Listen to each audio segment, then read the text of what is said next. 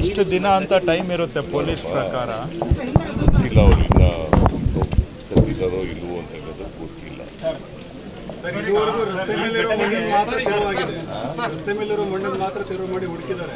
ಅದಕ್ಕಿಂತ ಮುಕ್ಕಲ್ ಭಾಗ ನದಿಯಲ್ಲಿ ನದಿ ದಂಡೆ ಮೇಲೆಲ್ಲ ಇದೆ, ಅಲ್ಲಿನೂ ಹುಡುಕಾಟ ಕಾರ್ಯಾಚರಣೆ ಅಲ್ಲೂ ಮಾಡ್ತಾರೆ. ಸಿಕ್ಕಿರೋ ಡೆಡ್ ಬಾಡಿಗಳು ನದಿ ದಂಡೆ ಮೇಲೆ ಸಿಕ್ಕಿರೋದು ಯಾವುದು ಹುಡುಕಿ ನೇವಿಯವರಿಗೆ ಆರ್ಮಿಯವರಿಗೆ ರಿಕ್ವೆಸ್ಟ್ ಮಾಡಿದ್ದೇವೆ, ಅಲ್ಲೂ ಸ್ಕ್ಯಾನ್ ಮಾಡಲಿ. ಆರ್ಮಿಯವರಿಗೆ, ನೇವಿಯವರಿಗೆ ಮತ್ತು ನೀರಿನಲ್ಲೂ ಕೂಡ ಸ್ಕ್ಯಾನ್ ಮಾಡಬೇಕು, ಅಲ್ಲೂ ಕೂಡ ಮಾಡಬೇಕು. ನದಿನಲ್ಲೂ ಕೂಡ ಏನಾದ್ರು ಒಂದು ವೇಳೆ ಫಸ್ಟ್ ಸ್ಕ್ಯಾನ್ ಮಾಡಬೇಕು ಅಂತ ಅದನ್ನೆಲ್ಲರೂ ಕೂಡ ಮಾಡಬೇಕು ಅಂತ ಹೇಳಿ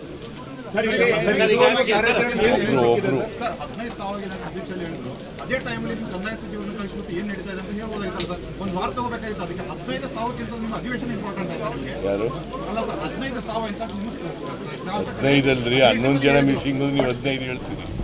10 ಜನ ಮಿಸ್ಸಿಂಗ್ ಅಂದ್ರೆ ನೀವು 15 ಹೇಳ್ತೀರಲ್ಲ. ಶಾಸಕರು ಹೇಳ್ದದ ಆಯ್ತು ನೋಡಪ್ಪ, ಹೇಳ್ರಿ ಇಲ್ಲಿ ಸುಮ್ಮನೆ ನೀವೇ ಮಾತಾಡಿದ್ರೆ ಭಾಷಣ ಮಾಡಿದ್ರೆ ಹೆಂಗೆ? 10 ಜನ ಮಿಸ್ಸಿಂಗ್ ಆಗಿರೋದು ಗೊತ್ತಾಯ್ತಾ? ಶಾಸ್ತ್ರ ಹೇಳಿದ್ರು, ಅವ್ರು ಹೇಳಿದ್ರು ಅಲ್ಲ.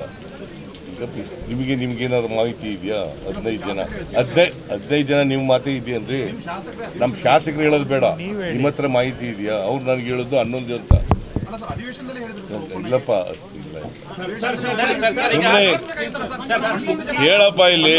ನಾನು ಅವತ್ತೇ ಮಂಕಾಳ ವೈದ್ಯವ್ರನ್ನ ಕಳಿಸಿದ್ದೇನೆ, ಡಿಸ್ಟಿಂಗ್ ಇನ್ಚಾರ್ಜ್ ಮಿನಿಸ್ಟರ್ ಅವ್ರನ್ನ ಕಳಿಸಿದ್ದೇನೆ. ಶಾಸಕರು ಇಲ್ಲೇ ಇದ್ದಾರೆ. ಸರ್, ಒಂದೇ ಪ್ರಶ್ನೆ ಸರ್. ಈಗ ಈ ಗುಡ್ಡ ಕುಸಿತ ಘಟನೆ ಯಾವುದೇ ರೀತಿಯಾದಂತಹ ಪ್ರಕೃತಿ ವಿಕೋಪದಲ್ಲಿ ಆದದ್ದಲ್ಲ ಎನ್ನುವಂತ ಬಗ್ಗೆ ಇಲ್ಲಿನ ಜನರು ಎಲ್ಲರೂ ಆರೋಪವನ್ನ ಮಾಡ್ತಾರೆ. ಇದು IRB ಕಂಪನಿಯ ಅವೈಜ್ಞಾನಿಕ ಕಾಮಗಾರಿಯಿಂದ ಆದದ್ದು ಅಂತ ಇದು ಮಾಡ್ತಾರೆ. ಅವ್ರ ವಿರುದ್ಧ ಏನು ಆಕ್ಷನ್ ತಗೊಳ್ತಿಲ್ಲ ಸರ್? ಕೇಳಪ್ಪ, ಇಲ್ಲಿ ಯಾರೇ ತಪ್ಪು ಮಾಡಿದ್ರು ಕೂಡ ಅವ್ರ ಮೇಲೆ ಆಕ್ಷನ್. ಒಂದು ಥಿಂಗ್. ಎರಡನೇದು, ಈಗ ರಸ್ತೆ ಮಾಡಿರ್ತಕ್ಕಂಥವ್ರು ನ್ಯಾಷನಲ್ ಹೈವೇ ಅವರು ಗೊತ್ತಾಯ್ತಾ? ಅಲ್ಲಿಂದ ಇವೆಲ್ಲ ಆದಮೇಲೆ ಎಲ್ಲ ರೆಸ್ಕ್ಯೂ ಆಪರೇಷನ್ ಎಲ್ಲ ಮುಗಿದ ಮೇಲೆ we look into the matter and ಯಾರು ತಪ್ಪು ಮಾಡಿದರೆ ಅವ್ರ ಮೇಲೆ ಕ್ರಮ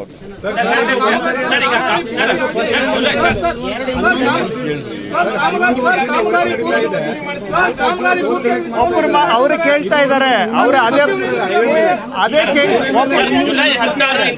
ಹೇಳಿದ್ರೆ ಏನಂತ ಉತ್ತರ ಹೇಳೋದು?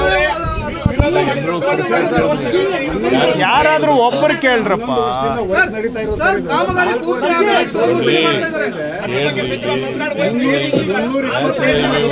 ಹೇಳಪ್ಪ, ನ್ಯಾಷನಲ್ ಹೈವೇ ಅವರು 200 ರೋಡ್ ಟೋಲ್ ಕಲೆಕ್ಟ್ ಮಾಡ್ತಾ ಇದ್ದಾರೆ.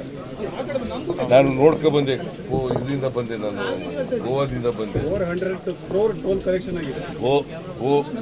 ಮಾಡ್ಕೊ ಬಂದಿದ್ದಾರೆ. ಅದರಿಂದ ನನ್ನ ಪ್ರಕಾರ ನಾನು ಅವ್ರ ಜೊತೆಗೂ ಮಾತಾಡ್ತೀನಿ. ಕೇಂದ್ರದ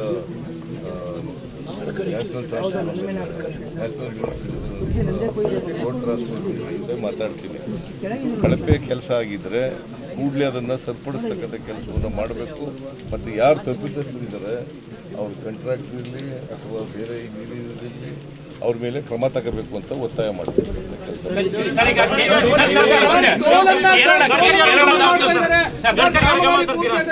ಕೇರಳದ ಲಾರಿ ಒಂದು ಸಿಕ್ಕಾಕೊಂಡಿದೆ. ಕೇರಳ ಪೊಲೀಸರು ಇಲ್ಲಿಗೆ ಬರ್ತಾರೆ, ಕೇರಳ ಮೀಡಿಯಾಗಳು ಬರುತ್ತೆ. ರಾಜ್ಯ ಸರ್ಕಾರ ಇಲ್ಲಿ ವಿಳಂಬ ಕಾರ್ಯಾಚರಣೆ ಮಾಡ್ತಿದೆ ಅಂತ.